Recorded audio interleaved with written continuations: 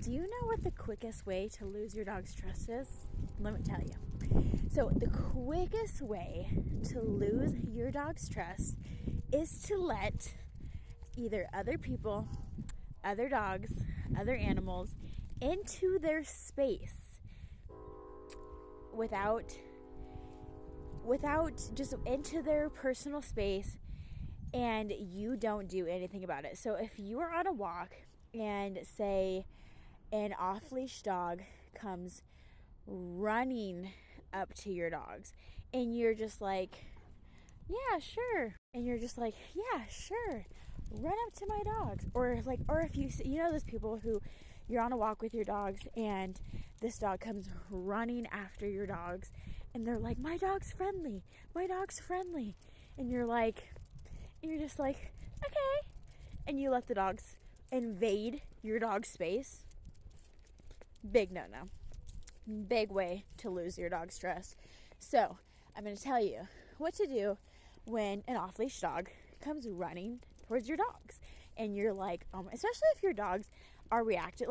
And what builds reactivity is lack of trust. So if your dogs don't trust you, you're going to have a reactive dog. You're going to have a reactive dog who doesn't trust himself because they don't know how to handle it because you didn't teach them. So what you do is off-leash dog comes running. You take stand in front of your dogs, okay? And put the leashes behind you. Have one hand kind of holding the dogs, the other hand pushing out and telling the other dog you want to use your big girl voice, your stern voice, your dog trainer voice, your teacher voice, whatever voice you have in you, use it and tell that dog to go. And it is okay to have a firm voice and be like, go, no, get, go back. And let them know that they cannot invade your dog's space. And by that, and then also let your dogs know, you got it, you're okay, I got it, I got it, you're fine. Let your dogs know you got it. Also, with people, if you are letting random kids run up to your dogs, and people just run up to your dogs and put their hands in your dog's face, that's a no. It will teach your dogs, gosh, I'm just like, these people are coming in. Do you want people to come up to you and touch your hair and run up to you and touch your face and run up to you and pat you and pat your back and even when you don't know them and you're like, no, you don't want that. So do you think your dog wants that? No. If your dog wants to be pet, let them come to the pets, okay?